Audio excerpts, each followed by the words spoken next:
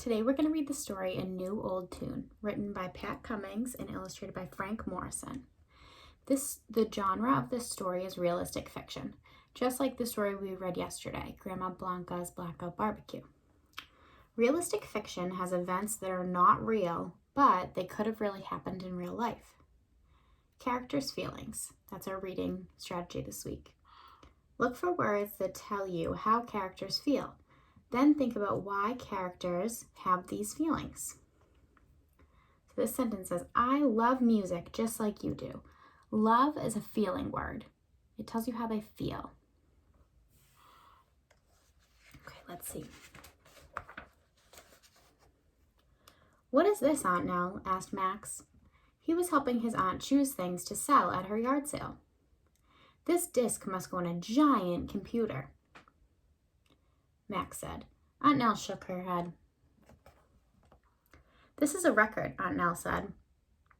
I love music, just like you do. Aunt Nell pulled out a stack of black discs. Wow, said Max. How do they work? So Max wants to know how all of these discs work. And he says, wow.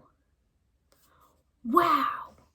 That tells you he's excited. He's very interested to know how these discs work. Aunt Nell opened a dusty wooden box. She plugged it into the wall. This is my old record player. Music filled the attic. But you can't carry it with you, Max said. So Aunt Nell used to use this big record player, and she used to put these big records on it, and she had to plug it in. So it used electricity. Max says, but you can't carry it with you. So how does he feel about not being able to carry the record player? He seems kind of surprised because now you can just he's holding an MP3 player or an iPod. Now you can just hold those and walk around with them.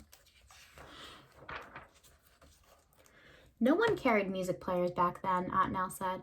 I played music on this record player at home. My friends would listen too. Then we would dance together. Things change, Aunt Nell said. Television used to be black and white.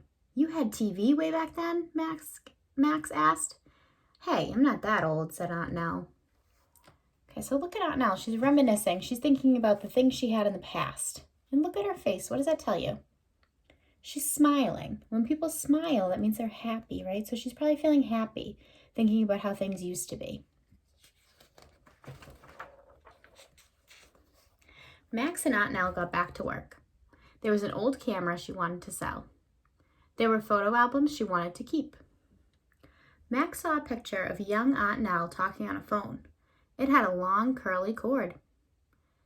Did you like those old phones better? Asked Max. No, Aunt Nell smiled. Some new things are much easier to use. So now the cordless phone she thinks is a lot easier to use because she's not stuck to the wall. She can walk around and talk like we do now. Did you guys notice all of these words in yellow? These are all of our vocabulary words that I read to you guys yesterday and told you the meanings of yesterday. I told you they happen a lot in the stories, the key words, key vocabulary words, and it's good if we know the meanings of them because it helps us comprehend the story.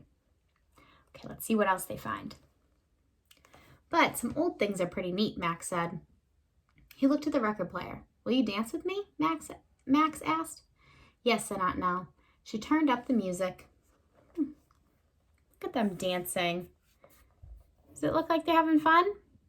It does. I bet they're feeling excited and happy.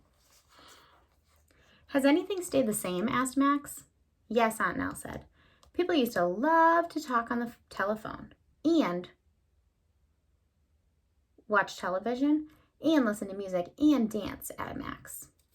So people still love to do all of these things. Do you agree?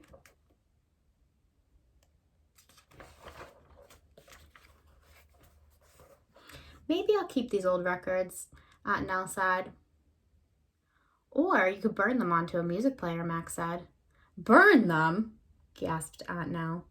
Max groaned. It was his turn to explain. So now he's going to teach her how to do something. So, thumbs up if you liked it or didn't like it. So we learned how people listen to music in the past, right? How Aunt Nellie used to listen to music a long time ago, and now we listen to music on MP3 players, which you guys might not even know about, or iPods, or even a phone you can listen to music on now. I want you guys to think about something your family has that's old. Okay, so what does your family own that's old? And what do you think about it? So you can look around your house, you could ask somebody you live with to help you find something that's old. And I want you guys to write 1 or 2 sentences about it. I wrote a few sentences. So my question is, what does your family own that is old? What do you think about it? Now I'm going to give you guys the sentence starter.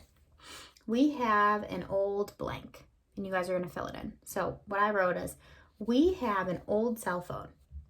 I think it is heavy. The screen is very small. It has a lot of buttons. Did you guys notice I have finger spaces in between my words? I wrote nice and neat. I have periods at the end of my sentences and capitals at the beginning. And when I read my sentences, they make sense. I want you guys to double check for all of that when you do your writing. I'm going to show you the old cell phone that I found at my house. Looks kind of like a cordless phone that you might have at your house. So look at how small the screen is.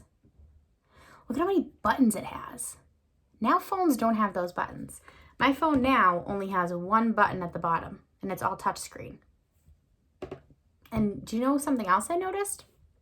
Do you know what this is? It's called an antenna. And it actually pulls out even further. This is how you got reception and service before there were a lot of cell phone towers out. Now the antenna is built into the phone. Pretty crazy how things change.